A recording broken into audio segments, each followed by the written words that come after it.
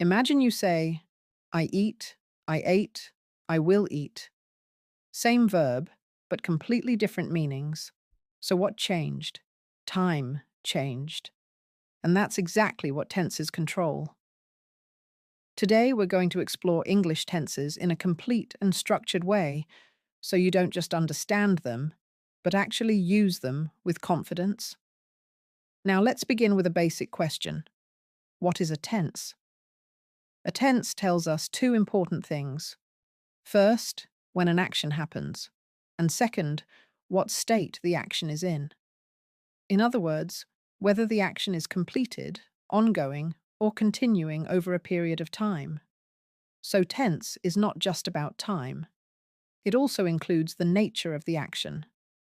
That's why we say tense is a combination of time and aspect. Now that we understand this idea, let's take a look at how time is organized in English. All actions fall into three main time frames: present, past, and future. But that's not the whole story. Each of these time frames is further divided into four aspects. And this is what makes the English tense system detailed and expressive. So, what are these aspects? The simple aspect is used for general facts and repeated actions. The continuous aspect shows actions that are in progress. The perfect aspect focuses on completed actions. And the perfect continuous aspect emphasizes duration, meaning how long an action has been happening. When we combine these four aspects with the three time frames, we get a total of 12 tenses. Now that we have the full picture, let's go step by step and understand each tense, starting with the present. Let's begin with the present simple tense. The structure is straightforward. We use the subject followed by the base form of the verb. However, when the subject is he, she, or it, we add an s or es to the verb. For example, I work, but she works. This small change is very important and often forgotten. This tense is used for general facts, like the sun rises in the east. It is also used for habits, such as I exercise daily. We use it for permanent situations, like I live here, and for fixed schedules, such as class starts at 9. Words like always, usually, and often signal this tense. Now let's look at how to form negatives and questions in this tense. For negative sentences, we use do not or does not. For example, I do not work, or she does not work. For questions, we say do you work, or does she work. One important rule to remember is that after the word does, we always use the base form of the verb. Now let's move on to the present continuous tense. This tense is formed using the subject, followed by is, am, or are, and then the verb with ing. For example, I am studying, or they are playing. This tense focuses on actions happening right now. We use it for actions happening at the moment, temporary situations, changing trends, and even planned future events. Words like now and currently often indicate this tense. However, there is an important point to remember. Some verbs are not used in continuous form. These are called stative verbs, such as know, like, love, and believe. So we say I know, not I am knowing. This is a very common mistake. Next, let's understand the present perfect tense. This tense is formed using has or have, followed by the past participle of the verb. For example, I have finished, or she has gone. This tense connects the past with the present. We use it when no specific time is mentioned, when talking about life experiences, and when showing a result that matters now. Words like already, yet, just, and ever are commonly used with this tense. The focus here is always on the result, not the exact time. Now let's move to the present, perfect continuous tense. This tense is formed using has or have been, followed by the verb with ing. It is used for actions that started in the past and are still continuing. The main focus is on duration.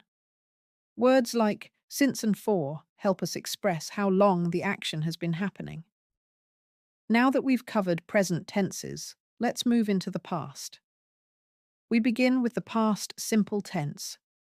This tense uses the past form of the verb. For example, I worked or she went. It is used for actions that are completely finished in the past. We use it when the time is clearly mentioned, such as yesterday or last night. Next is the past continuous tense. This tense is formed using was or were, followed by the verb with ing. It describes actions that were ongoing in the past, or actions that were interrupted by another event. For example, I was studying when he called. Now let's look at the past perfect tense. This tense is formed using had followed by the past participle. It is used to show that one action happened before another action in the past. For example, she had left before I arrived. Finally, in the past category, we have the past perfect continuous tense. This tense uses had been followed by the verb with ing. It emphasizes how long an action had been happening before another past event.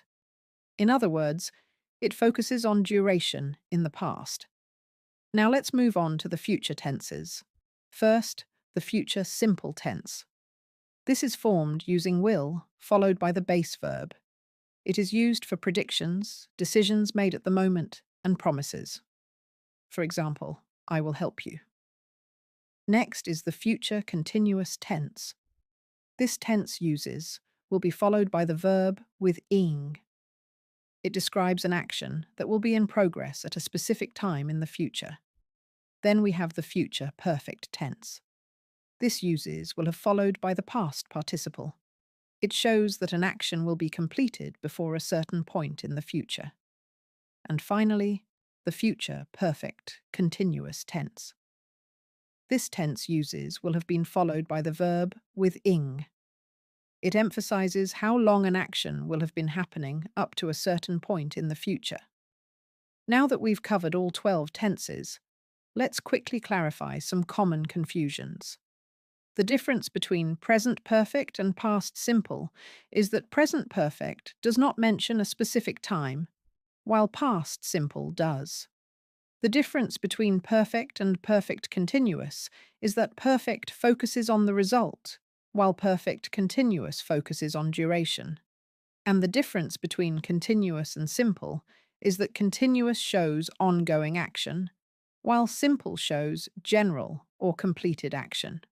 Before we finish, let's look at some common mistakes. For example, saying he go instead of he goes, or I am knowing instead of I know, or did not went instead of did not go. These errors usually happen when we forget basic structure rules. So how do we truly master tenses? Focus on meaning, not just rules. Pay attention to time expressions. And most importantly, practice using real-life sentences. To wrap everything up, remember this. Mastering tenses is not just about grammar.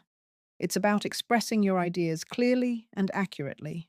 When you control tenses, you control how your message is understood. Thank you.